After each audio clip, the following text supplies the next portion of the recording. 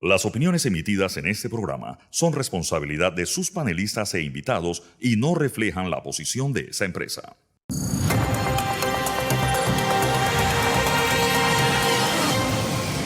Amigos de todo el país, buenos días. Hoy domingo 13 de noviembre, Día del Periodista. El saludo a todos los colegas, en especial a los de TVN Noticias. Tenemos varios temas en el radar. Hablaremos de 2 expresidentes, 6 exministros, en total 36 personas más llamadas a juicio en el caso Odebrecht. ¿Qué consecuencias tendrá? Ricardo Lombana está en el radar para analizar el que se ha considerado el mayor atraco en la historia del país y otros escándalos más recientes que se dan como los temas relacionados a Odebrecht. También hubo una balacera mortal y descontrol en San Miguelito. ¿Qué hacer cuando las autoridades locales no hacen nada? Lo analizamos con una precandidata a la alcaldía de San Miguelito, Irma Hernández, y el líder comunitario, Oscar Gutiérrez. También el tema de la semana, la grave explosión en calle 54 Barrio, que evidencia una vez más las irregularidades en las pruebas de hermeticidad de gas, así como los permisos de ocupación de los edificios. El presidente de la Sociedad Panameña de Ingenieros y Arquitectos y el director de calamidades de los bomberos están en el radar. Y en el mes de enero, el presidente Cortizo anunció el fin de las negociaciones con Minera Panamá y luego dijo cómo se usaría el dinero de la minera. 10 meses después, nadie conoce el contrato y la minera sigue operando. ¿Cuánto está perdiendo el país? Aquí lo debatimos, además de que el presidente incluso dijo que no hablaba al respecto por un tema de estrategia en la negociación. Sabrina Abacal nos tiene la pregunta de la semana para que usted participe. Sabrina.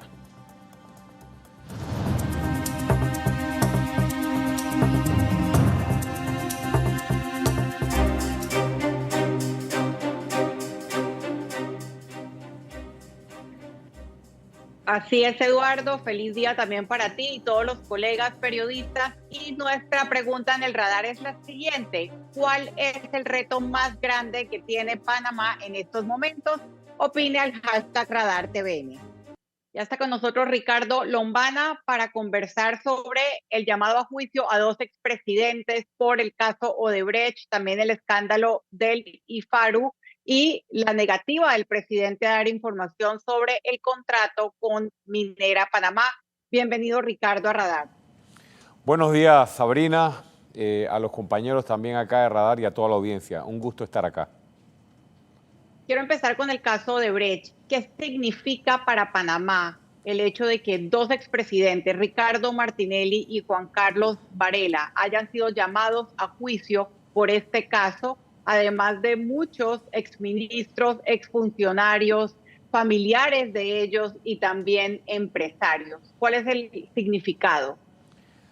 Desde hace ya varios años, el nombre de Panamá internacionalmente ha sido vinculado a la corrupción, ha sido vinculado al blanqueo de capitales, ha sido vinculado a la impunidad y a los casos de alto perfil que nunca son alcanzados por la justicia.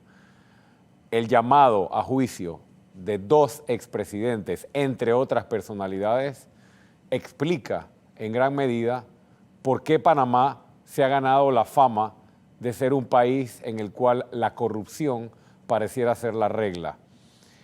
Es lamentable que tengamos a 2 expresidentes sentados o que van a estar sentados en el banquillo de los acusados. Y cuando me pregunta sobre el significado de este llamamiento a juicio, teniendo en cuenta que tenemos a 2 expresidentes, significa mucho para Panamá. Significa mucho para la imagen de nuestro país, que ha sido grandemente golpeada por este tipo de escándalos y por este tipo de conductas. Y por otra parte, creo que también tiene un significado a lo interno.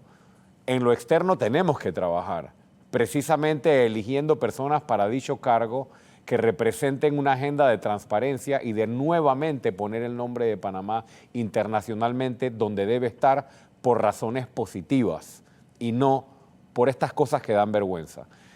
Y por otro lado está el tema de lo que significa para la investidura o el respeto que se debe tener o la dignidad que debe tener el cargo de presidente de la República. El presidente de la República, no solo por mandato constitucional, sino por lo que implica, es la persona que se gana la confianza de toda una población con el voto que se emite en las urnas.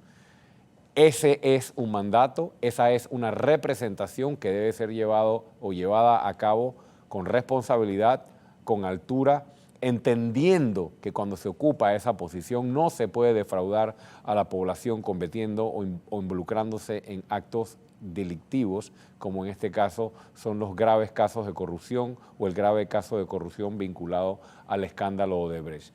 Significa dos cosas para Panamá. Uno, manchar la imagen internacional o seguir manchándola, y dos, desprestigiar el cargo de presidente de la República. La justicia ahora tiene en sus manos la posibilidad de reivindicar tanto el nombre de Panamá internacionalmente como devolverle con un fallo o con una decisión contundente algo de decencia, algo de confianza y algo de reconocimiento al cargo de presidente de la República. Yo quiero citar algunos párrafos o algunas líneas de un comunicado. Es un juicio político, un juicio injusto, es una persecución política y que el gobierno lo hace para distraer la atención de los casos particulares o de la ineptitud, metidas de pata o señalamientos de corrupción en su administración. Eso lo dice el comunicado de Juan Carlos Varela hoy. Y se parece mucho a los comunicados de Ricardo Martinelli cuando Varela era presidente. Hay una frase que usan mucho o que usamos mucho en Panamá: cuento es lo que no se quiere. Vayamos al inicio de este juicio. El inicio es la declaración de los dueños de la empresa diciendo: nosotros coimeamos a este número de gobiernos, este número de presidentes, en este número de países. Y los coimeamos así, en estas obras, en estos montos, en estos bancos, a través de estas compañías. Cuento es lo que no se quiere. Esto no es ningún juicio político.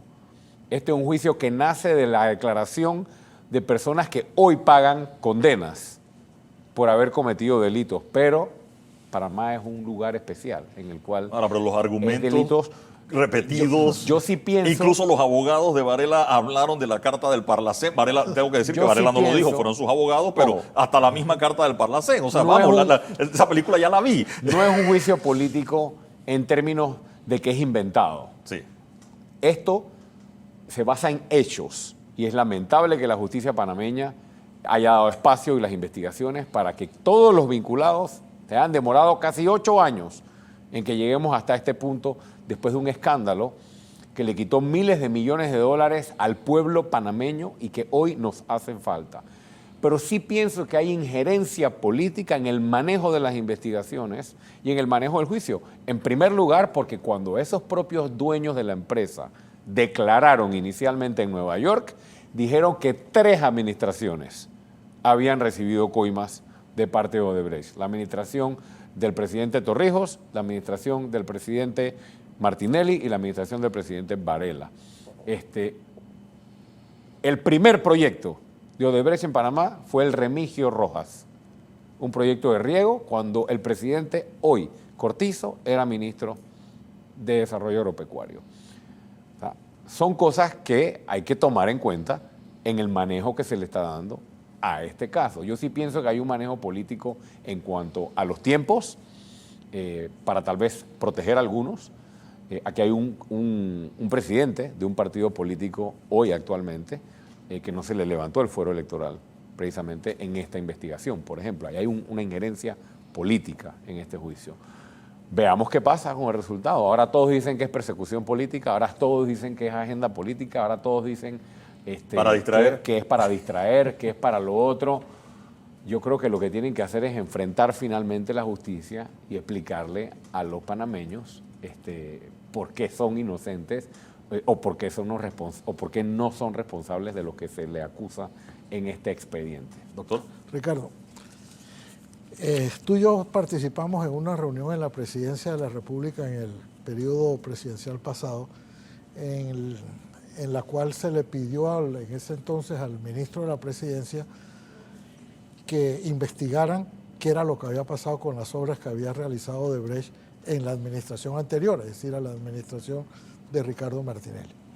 Ahí se nos dijo que no se podía, que no había aquí las personas suficientes, pero luego un grupo de ciudadanos firmamos una carta pidiéndole al Contralor que no fuera a firmar el decreto porque estaba ya en la cárcel o ya había confesado Odebrecht que había muchas irregularidades en eso, y a pesar de eso se firmó el contrato, se ejecutó. Yo no sé si esto es un patrón que significa yo puedo perseguir al que viene atrás, al que estaba atrás, al que estuvo antes que yo, pero a mí no me va a pasar nada. Yo no sé cómo ves tú esta situación, porque si uno puede pensar que en el gobierno de Ricardo Martinelli dijo, bueno, yo me voy a salir con la mía, pero el gobierno de Juan Carlos Varela, él ya sabía que había una investigación, él ya se había iniciado un proceso, y a pesar de eso cayó el gobierno del presidente Varela en la misma situación que había caído. ¿Qué es lo que empuja o impulsa a un presidente o un gobierno a tomar esa decisión? El creerse durante su presidencia que es omnipotente y nada le va a pasar, o es sencillamente algo que viene con el cargo de que yo de todas maneras puedo hacerlo y no me va a pasar nada. Pues tú estuviste presente Sí. en esa reunión. Yo recuerdo aquella reunión. Esa fue una reunión a la que a mí me invitaron porque en aquel momento yo estaba en medios de comunicación, Sí. también como abogado, e invitaron a varios panameños, recuerdo, a esa reunión, y en esa reunión preguntamos. Recuerdo que usted preguntó, recuerdo que yo pregunté, y recuerdo que en esa reunión, si no me equivoco, estaba Guillermo Márquez Amado también, que cuestionó al respecto. Barría, sí. Y el profesor Chen Barría. Y el cuestionamiento en aquella reunión era precisamente ante el ministro de la Presidencia: ¿por qué no han empezado las auditorías contra la empresa? ¿Y cuándo las van a auditar? Y en esa reunión nos dijeron en nuestras caras que no iban a auditar Odebrecht. Así es. Y nos dieron las razones: que no había tiempo, que era muy costoso, que no había garantías de que encontraran a los responsables. Recuerdo claramente las causas. Lamentable por todo lo que hoy sabemos que ha sido revelado producto de la investigación. Y con respecto a la pregunta de qué es lo que pasa, la única explicación que yo encuentro es que el sistema político y los principales actores del sistema político de los últimos 30 años al menos se han acostumbrado a que funcionan de esa manera. Es decir, se cometen toda una serie de actos de corrupción durante la administración y luego, producto de negociaciones políticas, al final no hay consecuencias de ningún tipo. Y aquí tenemos a varios expresidentes, ahora mismo 2, y otros expresidentes que tal vez no están en el banquillo de los acusados, pero que han sido fuertemente señalados por escándalos de corrupción que nunca han sido declarados responsables. Esto es lo más lejos que hemos llegado, y ojalá se llegue con decisiones contundentes. Están acostumbrados a hacer pactos a las espaldas del pueblo panameño, están acostumbrados a pactar la impunidad, a pactar, recuerda que tú vas a hacer gobierno después, recuerda que el partido tal va a regresar. Los 3 principales partidos de este país, o las 3 principales fuerzas políticas de este país, se han repartido el pastel y los dineros de los panameños, y también se han repartido el beneficio de la impunidad durante estos 30 años. Yo pienso que esa es la única explicación. Y ahora estamos viendo que probablemente, tras bastidores, se lleva toda una negociación entre quienes aspiran a la presidencia y están en el banquillo de los acusados, como el señor Martinelli, que obviamente es uno de los que está allí, con un agravante de que ya 2 familiares de él han señalado directamente la responsabilidad del señor en el caso.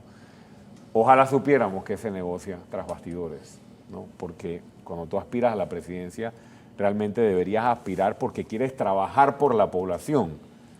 Aquí tenemos candidatos que quieren ser presidentes para salvarse de la justicia. Una razón o una motivación completamente distinta a la que debería ser la aspiración o las motivaciones que mueven a un ciudadano a querer ocupar este cargo. Antes de ir con Sabrina, yo quiero ir un poco a la parte jurídica, usted también como abogado.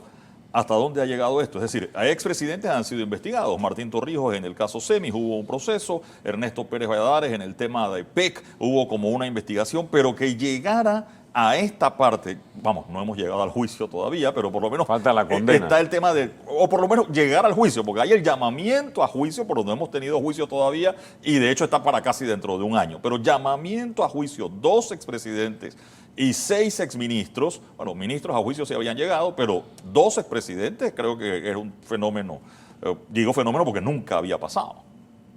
Nunca había pasado. Ha habido incidentes, como dices tú, de investigaciones, incluso en el caso de Pérez Valladares, recuerdo que incluso estuvo en la Procuraduría y demás, pero responsabilidades Sí. penales que se reflejen en devolución de dineros o de fortunas mal habidas, o de simplemente actos de corrupción, no hemos tenido. En el caso Odebrecht, y aprovecho la pregunta para decirlo, yo considero que es mucho más importante la devolución de la plata que algún otro tipo de responsabilidad penal que puede ser sustituida o quién sabe reemplazada por otro. Aquí son muchos millones de dólares de los que estamos hablando, no solo de los 2 expresidentes mencionados, sino todos los otros que participaron, y aquí hay mucha necesidad en este país y lo que hay que pedir es la devolución del dinero. Sí, nunca se había llegado a esta instancia y celebro que se llegue a esta instancia. Ojalá el desenlace final haga justicia. No para nosotros 3, no para alguien políticamente, para la población panameña que es la víctima de estos grandes desfalcos.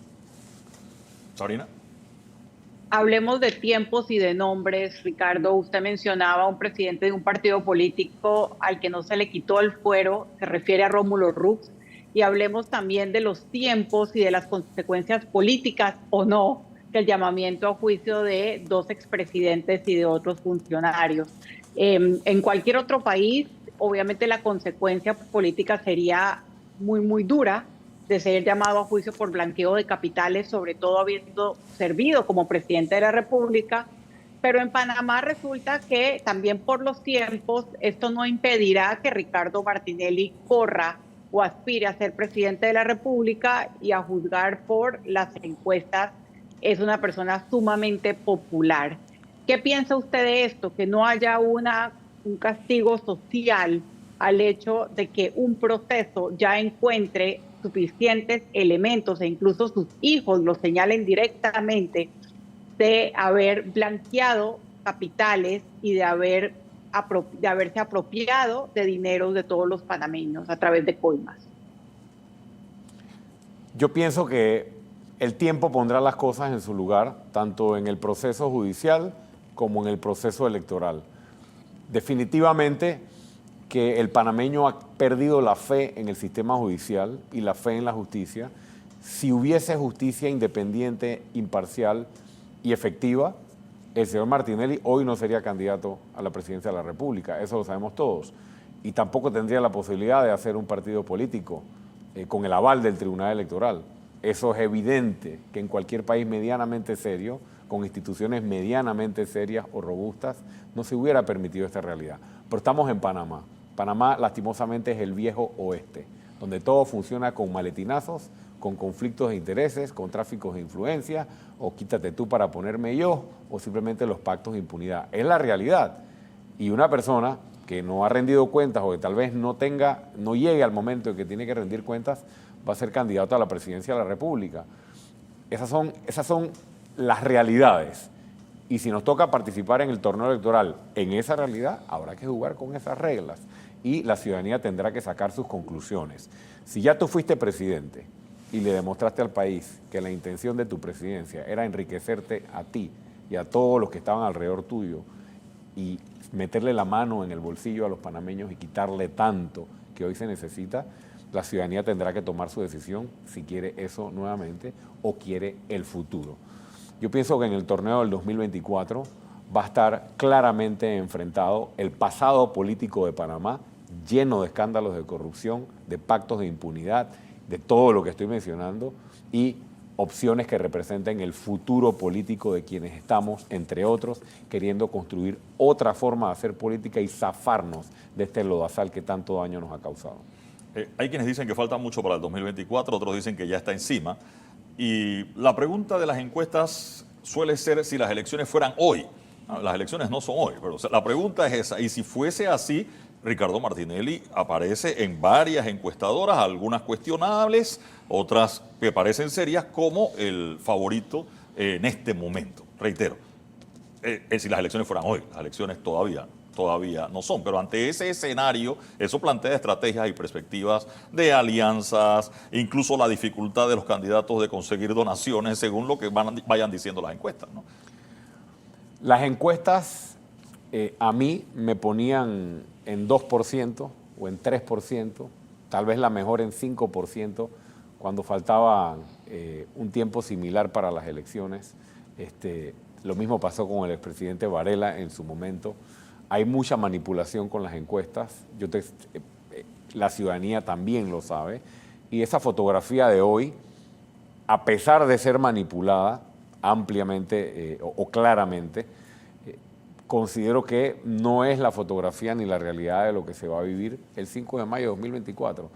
Ya tengo la experiencia, en mi caso, haber pasado por un torneo electoral en el cual evidentemente lo que se marca un año antes o un año y medio antes no tiene absolutamente nada que ver con lo que ocurre en las elecciones, y nosotros estamos concentrados no en quién va a ser el contrincante o si el señor Martinelli va a correr o no va a correr. Nosotros nos estamos preparando para representar una oferta electoral que quiera cambiar el sistema político panameño, que quiera limpiar este país de tanta mafia, de tanta corrupción, de tanta sinvergüenzura, y poner los recursos de los panameños al servicio de la gente. Versus quien estará del otro lado. Si el que está del otro lado es el que usted menciona, el señor Martinelli, que hoy marca, según estas encuestas, muy bien, nosotros estamos listos para enfrentarlo y para derrotarlo si así es necesario en las urnas, pero ya habrá tiempo para esa discusión, para esas propuestas, cuando estemos mucho más cerca de ese momento. Ricardo, nosotros vamos a tener en este programa un segmento dedicado a la mina, al no contrato de la mina, a la ausencia de ese contrato de la mina. Así es que yo quería nada más que la audiencia tuviera la oportunidad de escuchar tus opiniones sobre esto último que ha ocurrido, o sobre, no sobre lo último, sino todo este trayecto que ha tenido la mina desde que hace 16 meses nombraron una comisión. Luego ya el presidente nos explicó cómo es que va a repartir la plata, pero ahora para las fiestas patrias nos dijo que por estrategia no puede decirnos y que está preparado para cualquier cosa. ¿Cómo es tu interpretación de esa saga que nos debe llevar algún día a un contrato con la minera? Volvemos al Panamá, que es el viejo oeste. Aquí hay gente que se rasga las vestiduras hablando de seguridad jurídica y que no se puede afectar la seguridad jurídica. O sea, realmente a veces parece un chiste. O sea, una empresa que no tiene su situación contractual clara, ni vigente, ni estable, sigue abiertamente su actividad de extracción, genera ingresos, genera actividad económica, genera utilidades ilegales, si lo vemos con respecto a la vigencia y validez del contrato, y no pasa absolutamente nada. Entonces, quien preside el país, en vez de referirse a eso, hace una conferencia de prensa con bombos y platillos en la cual le anuncia al país los nuevos términos del contrato. Y no solo los nuevos términos, en la conferencia de prensa, que la recuerdo muy bien porque la vi 2 veces, pues no podía creer lo que estaba escuchando, asignaba hacia dónde iban los fondos. Sí, tal porcentaje para salvar no sé cuánto de la Caja de Seguro Social, el programa de los jubilados, que iban también a aportar. Repartió la plata. Y yo decía, pero el contrato no está firmado. Y además ese contrato tiene que ir a la Asamblea. Esto es semejante irresponsabilidad y politiquería. Para mí, una mentira más del gobierno actual, del presidente Cortizo, pero además de eso, una muestra más de la debilidad institucional de Panamá.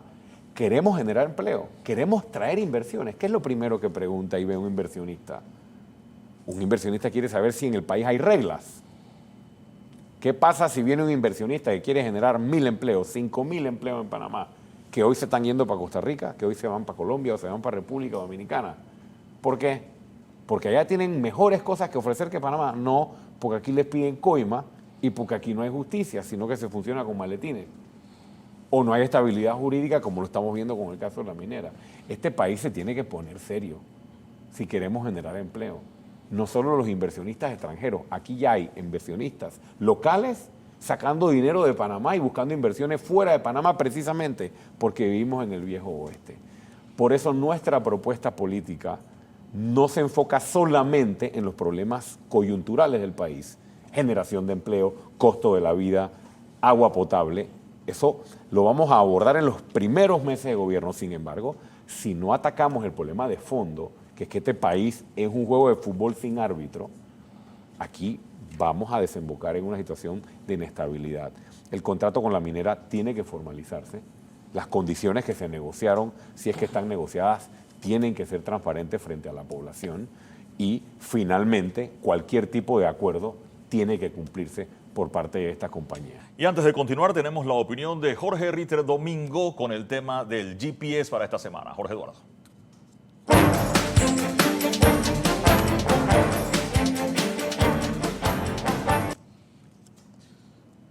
Una costumbre inveterada de los panameños consiste en exagerar de tal manera una práctica que terminamos despojándola de su significado, de su importancia y hasta de su naturaleza misma.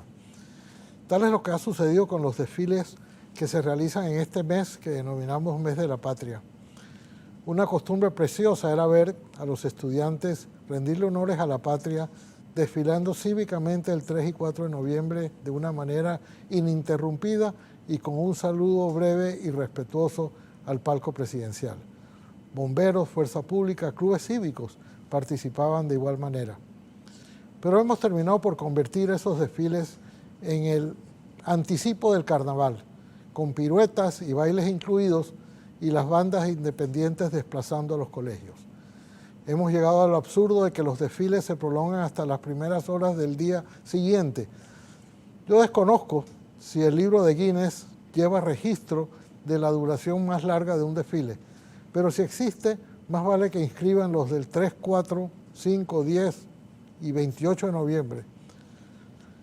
Suerte peor que la de los desfiles ha corrido el IFARU, una institución que nació con el más noble de los propósitos y de tanto transformarla en un dispensadora de becas, ha terminado víctima del más burdo clientelismo y fuente de los más deleznables abusos.